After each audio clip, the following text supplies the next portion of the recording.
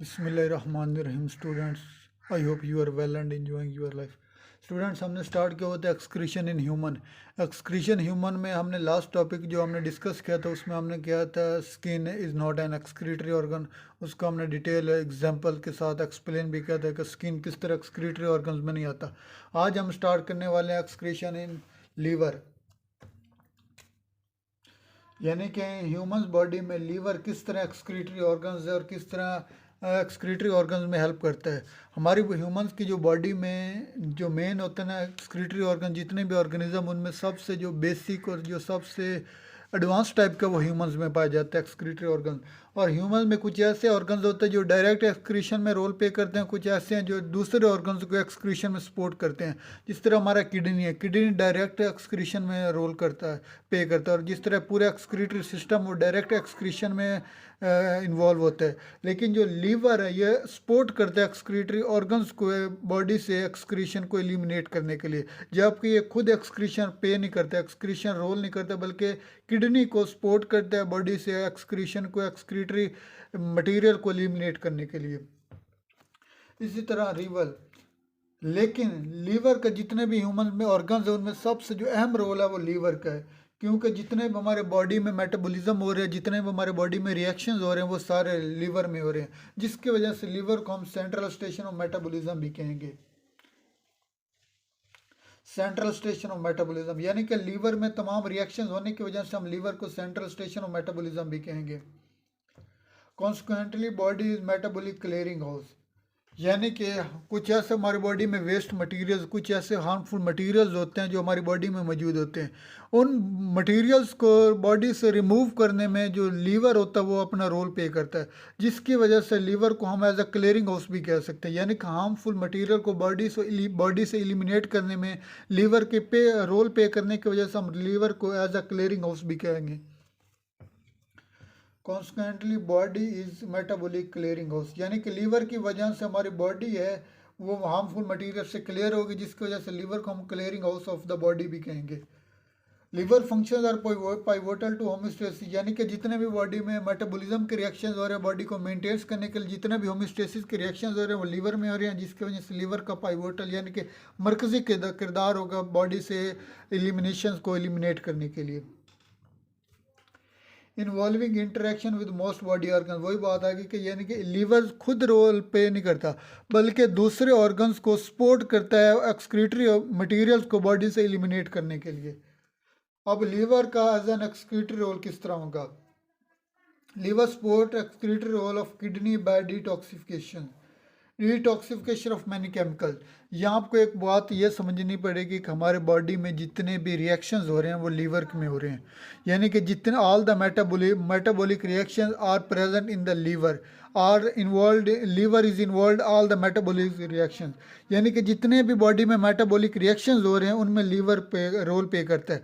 और जितने भी इनमें मेटाबॉलिज्म रिएक्शंस की वजह से कुछ ऐसे हार्मफुल मटेरियल होते हैं जो हमारी बॉडी के लिए हार्मफुल होते हैं, नुकसान होते हैं, वो मटेरियल रिएक्शंस की वजह से वो भी हमारी बॉडी से एलिमिनेट हो जाते हैं, जिसकी वजह से liver as an detoxification of many chemicals भी रोल प्ले कर रहा होता है। It produce urea, ammonia, uric acid from nitrogen amino acid, यानी कि हमारी बॉडी में जितने भी नाइट्रोजीनियस वेस्ट होते हैं उनको लीवर डिटॉक्सीफाई करके अमोनिया, यूरिया, यूरिक एसिड में कन्वर्ट करता है, जो कि इजीली बॉडी से एलिमिनेट हो सकते हैं। Urea is a principal excretory product. हमने इससे पहले जो डिस्कस किया था वो हमने डिस्कस किया था अमोनिया के बारे में, यूरिया के बारे में, यूरिक एसिड में। हमने वह पढ़ा था कि अमोनिया जो होता है वो होता है हाइपोटोनिक इन्वायरमेंट में, यानी कि अमोनिया बॉडी में अगर ह्यूमंस की बॉडी में है तो ये बहुत हार्मफुल होगा, क्योंकि इसको बॉडी से एलिमिनेट करने के लिए at least 500 ml water required होगा, ओनली 1 ग्राम अमोनिया को बॉडी से एलिमिनेट करने के लिए। अगर उससे जो यूरिया होता है ये मेंटेन कर सकते हैं हम मॉडरेट इन्वायरमेंट्स में, इसको बॉडी से एलिमिनेट करने के लिए round about 1 ml water required होगा 1 ग्राम बॉडी से एलिमिनेट करने के लिए। इस वजह से जो ह्यूमन में जो एक्सक्रीटरी प्रोडक्ट होता है वो यूरिया प्रिंसिपल एक्सक्रीटरी प्रोडक्ट है। इसके बाद liver produce it from ammonia by uric cycle. हमने पीछे भी यूरिक साइकिल डिस्कस किया था, यूरिया साइकिल। आज भी हम डिस्कस कर रहे हैं यूरिया साइकिल के अमोनिया, लीवर अमोनिया को कैसे यूरिया में कन्वर्ट करता है और कैसे यूरिया फिर हमारी बॉडी से एलिमिनेट होता है। यूरिया साइकिल में हमने पीछे भी डिस्कस किया था कि 2 मॉलिक्यूल ऑफ अमोनिया 2NH3 और 1 molecule of carbon dioxide plus 1 CO2। 1 ना भी लिखें तो कोई बात नहीं, यानी कि 2 मॉलिक्यूल अमोनिया के और 1 मॉलिक्यूल कार्बन डाइऑक्साइड मिलकर एक अमोनिया का एक यूरिक एसिड कन्वर्ट हो जाता है।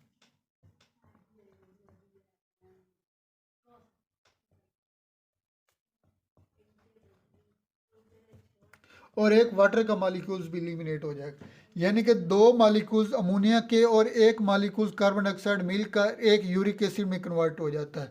और ये एक यूरिक एसिड जो हमारी बॉडी में ये एक यूरिया में कन्वर्ट हो जाता है, जो कि यूरिया हमारी बॉडी में इजीली एलिमिनेट हो जाता है।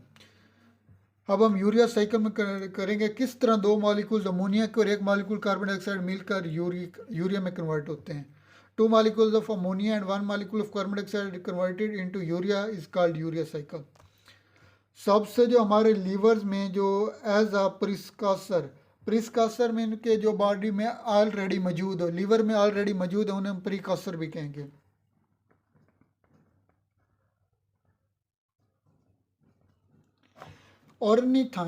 ऑर्निथाइन एज अ प्रिकॉसर लीवर में ऑलरेडी मौजूद होगा। जब इसमें 1 मॉलिक्यूल अमोनिया का और 1 मॉलिक्यूल कार्बन डाइऑक्साइड मिलेगा तो ये सिट्रोलाइन में कन्वर्ट होगा। जब सिट्रोलाइन में मज़ीद 1 मॉलिक्यूल हम अमोनिया का मिलाएंगे तो ये आर्जिनिनोस्काइनेट में कन्वर्ट होगा। आर्जिनिनोस्काइनेट में मज़ीद एंजाइम मिलेंगे और एंजाइम मिलकर ये आर्जिनाइन में कन्वर्ट हो जाएंगे। आर्जिनाइन से फिर आगे एक और एंजाइम होगा आर्जिनेज एंजाइम जब आर्जिनाइन में मिलेगा तो ये यूरिया सेपरेट होगा और ऑर्निथाइन एज अ प्रिकॉसर फिर बच जाएगा। यानी कि ऑर्निथाइन को हम एज अ रिएक्टेंट भी कहेंगे। As a all every reaction, जितने भी यूरिया साइकिल में यूरिया को कन्वर्ट करने के लिए जितने भी रिएक्शंस होंगे उनमें ornithine as a precursor already मौजूद होगा और एंड पे फिर यही बच जाएगा और यूरिया यहाँ से सेपरेट हो जाएगा। अब यूरिया का हमने रोल देखना है कि यूरिया हमारी बॉडी से किस तरह हमारी बॉडी से एलिमिनेट होगा, किस तरह हमारी बॉडी को लिए हार्मफुल नहीं है। Urea detoxified form of ammonia हमने ऑलरेडी डिस्कस कर चुके हैं कि अमोनिया हमारी बॉडी के लिए डिटॉक्सिफाइड है, हमारी बॉडी के लिए नुकसानदेह है। तो अमोनिया को यूरिया में कन्वर्ट करने के लिए हम यूरिया साइकिल लेते हैं और यूरिया हमारी बॉडी में इतना हार्मफुल नहीं है। यानी कि कोई चीज़ अगर नुकसानदेह है, फ़र्ज़ करें अगर एक चीज़ नुकसानदेह तो वो थोड़ी सी भी मिकदार में हो तो वो ज़्यादा नुकसान करेगी। अगर कोई चीज़ नुकसानदेह नहीं है तो वो थोड़ी ज़्यादा मिकदार में रहेगी तो उसका कोई इतना खास नुकसान नहीं होगा। इसी वजह से जो अमोनिया अगर वो थोड़ी मिकदार में भी हमारी बॉडी में रहेगा तो वो नुकसान देकर ज़्यादा नुकसान करेगी एज़ कम्पेयर टू अगर यूरिया हमारी बॉडी में थोड़ी ज़्यादा अमाउंट में रहेगा तो वो इतना नुकसान नहीं करेगा जितना अमोनिया नुकसान करेगी। इसी वजह से जो अमोनिया यूरिया में कन्वर्ट होगा, यूरिया हमारी बॉडी से एलिमिनेट हो जाएगा। यूरिया में be retain in the body in large concentration, वही बात, एलिमिनेट फ्रॉम द बॉडी, यानी कि यूरिया हमारी बॉडी से एलिमिनेट हो जाता है। अमोनिया को बॉडी से रिमूव करने के लिए हमने पीछे भी डिस्कस किया कि hypotonic environment 500 ml water required होगा ओनली 1 ग्राम अमोनिया को बॉडी से रिमूव करने के लिए, और यूरिया को बॉडी से रिमूव करने के लिए 50 ml वाटर रिक्वायर्ड होगा। और सबसे इम्पोर्टेंट लॉन्ग क्वेश्चन हम वेरी वेरी इंपॉर्टेंट, जो कि तकरीबन पंजाब के, वैसे तो पाकिस्तान के सिंध बोर्ड में भी आप देख लें बहुत इंपॉर्टेंट हो गए, लेकिन पंजाब के जो बोर्ड्स हो गए उसमें homeostatic role of liver chapter 15 का इंपॉर्टेंट और इंतहाई इंपॉर्टेंट लॉन्ग क्वेश्चन है ये, होम्योस्टैटिक रोल ऑफ लीवर, यानी कि लीवर का होम्योस्टेसिस में किस तरह रोल प्ले करता है लीवर। मैंने स्टार्ट में बताया कि जो लीवर ये खुद एक्सक्रीशन नहीं करता, बल्कि ये एक्सक्रीशन में अपना रोल प्ले करता है। इसी तरह लीवर खुद होम्योस्टेसिस नहीं करेगा बल्कि किडनी को सपोर्ट करेगा होम्योस्टेसिस में। अब किस तरह, फर्स्ट सिंथेसिस यानी कि ये कुछ ऐसे मटेरियल को इजीली अमाइनो एसिड में, यूरिया में, यूरिक एसिड में, अमोनिया में कन्वर्ट करेगा जो कि हमारी बॉडी से इजीली एलिमिनेट हो जाएगा। फर्स्ट ये कन्वर्ट करेगा अमोनिया को यूरिया में और यूरिया का यूरिक एसिड में, ताकि और किडनी को सपोर्ट करेगा इनको वेस्ट डिस्पोजल को बॉडी से एलिमिनेट करने के लिए। सेकंड, अगर हमारे बॉडी में कोई कट वगैरह है तो हमारी बॉडी से ब्लड रिलीज होता है, और ब्लड रिलीज उस वक्त तक रिलीज होता रहता है जब तक हमारे बॉडी के कट के अगर ब्लड क्लोटिंग ना हो। यानी कि ये लीवर होता है, ये थ्रोम्बिन और फिब्रिनोजन दो ऐसी प्रोटीन्स है जिनको वहाँ पे उस कट वाली जगह पे सेंड करेगा ताकि ब्लड क्लोटिंग हो और हमारी बॉडी से ज़्यादा ब्लड रिलीज ना हो। Second albumin. एल्बुमिन ये ऐसे प्रोटीन होते हैं जब अब ब्लड कैपिलरीज से गुजरता है तो उस वक्त ब्लड का जो प्रेशर इतना हाई होता है तो वो उसमें से फ्लूइड आउटसाइड रिमूव हो जाता है। तो ये एल्बुमिन होता है, ये फ्लूइड को टिश्यूज़ के अंदर अब्जॉर्ब कर लेती है ताकि ज़्यादा जो फ्लूइड होता है वो आउटसाइड रिमूव ना हो और बॉडी से वेस्ट ना हो। इस तरह जो एल्बुमिन है एज अ स्टोरेज भी हम कह सकते हैं कि ये अपने फ्लूइड को टिश्यूज़ के अंदर स्टोर किया रहता है। बाइल, अब हमने जो चैप्टर फर्स्ट ईयर में भी हमने डिस्कस किया है लॉन्ग ब्रीफली कि भाई बाइल को होता है वो लिपिड में एज ए इमल्सिफाइज रोल प्ले करता है। और बाइल से जो होता है लिपिड में, जो लिपिड एज ए स्टोरेज भी होता है बॉडी में, बहुत से ऐसे ज़्यादातर ऐसे मेटाबॉलिज्म होता है जिसमें लिपिड एज एन इन्वॉल्व होता है स्टोरेज एनर्जी के लिए, एनर्जी प्रोड्यूस करने के लिए। और इसी तरह जो लिपिड्स है इसको हम सोर्स ऑफ एनर्जी भी यूज़ करते हैं। इसके बाद है कोलेस्ट्रॉल्स और लिपोप्रोटीन्स, यानी कि प्लाज्मा मेम्ब्रेन्स जो होती है उनमें कोलेस्ट्रॉल और लिपोप्रोटीन्स अपने रोल प्ले करते हैं ताकि प्लाज्मा मेम्ब्रेन की शेप मेंटेन रह सके। हमने पढ़ा है कि फर्स्ट ईयर में जो प्लाज्मा मेम्ब्रेन ये प्रोटीन्स लिपिड और कोलेस्ट्रॉल से मिलकर बनी होती है।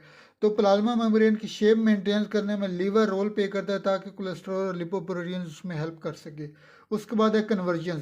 कन्वर्जन यानी कि हम जब खुराक खाते हैं तो हमारी जो खुराक होती है वो ग्लूकोज की शेप में एनर्जी स्टोरेज में चली जाती है। और जब ज़्यादा अमाउंट में ग्लूकोज होता है तो ग्लूकोज से ग्लाइकोजन में कन्वर्ट हो जाता है। तो ये इस तरह नहीं कि हम खुराक खाते रहे हमारी बॉडी से ग्लूकोज नॉर्मल अमाउंट में स्टोरेज होता रहे, बल्कि अगर हमारी बॉडी में समटाइम ऐसी सिचुएशन होते हैं जहाँ एनर्जी की ज़्यादा अमाउंट रिक्वायर्ड होती है, जिस तरह अगर हम सुन लें कि अनफॉर्चुनेटली किसी की डेथ हो जाए, तो जब डेथ या इस तरह की कुछ शॉक न्यूज़ हम सुनते हैं तो हमारी बॉडी में एनर्जी की, जो हमारी बॉडी का ब्लड प्रेशर है यूँ अचानक हाई हो जाता है। तो उस ब्लड प्रेशर की सिचुएशन में हमारी बॉडी को ज़्यादा अमाउंट में एनर्जी रिक्वायर्ड होती है। तो इस सिचुएशन से निकलने के लिए जो ग्लाइकोजन में स्टोरेज एनर्जी है वो ग्लूकोज में कन्वर्ट हो जाती है। यानी कि नॉर्मल अमाउंट में एक्सेस ग्लूकोज ग्लाइकोजन में कन्वर्ट हो जाता है। और फिर जो ऐसी सडन सिचुएशन होती है, सिचुएशन में ग्लाइकोजन ग्लूकोज में कन्वर्ट हो जाता है। और लैक्टिक एसिड ग्लाइकोजन में उस वक्त कन्वर्ट होता है जब हमारे मसल्स में ज़्यादा अमाउंट में लैक्टिक एसिड स्टोरेज हो जाए, तो ये लैक्टिक एसिड भी ग्लाइकोजन में कन्वर्ट होता है। अगर ज़्यादा अमाउंट में हमारे मसल्स में लैक्टिक एसिड स्टोर होता रहा तो ये हमारे मसल में फैटीज होना शुरू हो जाएगा और मसल वर्क नहीं करेंगे। तो उस वक्त लैक्टिक एसिड ग्लाइकोजन में कन्वर्ट हो जाएंगे। यानी कि जो लीवर होता है वो कन्वर्जन में स्टोरेज और यूज़ ऑफ एनर्जी में रोल प्ले करता है। उसके बाद जो है रिसाइकलिंग, यानी कि हम जानते भी हैं और हमने सुना हुआ भी है कि जो ब्लड सेल्स में रेड ब्लड सेल्स हैं वो हर 4 माह के बाद टूटते हैं और टूट कर नए बनते हैं। यानी कि हीमोग्लोबिन में जो रेड ब्लड सेल्स हैं उनकी ऑक्सीजनेशन ऑफ टिश्यूज़ में भी ये लीवर अपना रोल प्ले करता है।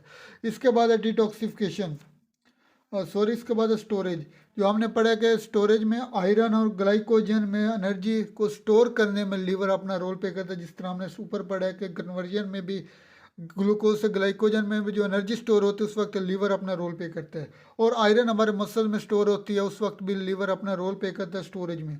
और वो फिफ्थ पॉइंट है वो डिटॉक्सिफिकेशन है, यानी कि कुछ हम ऐसे पेस्टिसाइड या कुछ ऐसे खेत से अगर गुजर जाएं जहाँ से हमारे पेस्टिसाइड या ड्रग्स हमारी बॉडी में बाय रिस्पायरेटरी सिस्टम इनहेल हो जाए, तो उस वक्त जो लीवर होता है किडनी के साथ किडनी को सपोर्ट करता है ताकि उस वेस्ट मटीरियल को उस असिस्ट करता है किडनी को ताकि उस वेस्ट मटीरियल को बॉडी से एलिमिनेट कर सके। तो स्टूडेंट आज के लिए हमने इतना ही किया है कि ये बहुत important long question homeostatic role of liver वो हमने किया है और उसके बाद हमने किया है एक्सक्रीटरी रोल ऑफ लीवर। अभी तक के लिए इतना ही, इंशाल्लाह मिलेंगे नेक्स्ट वीडियो में। तब तक अपना ख्याल रखिएगा। अल्लाह हाफिज़, मिलेंगे नेक्स्ट वीडियो में।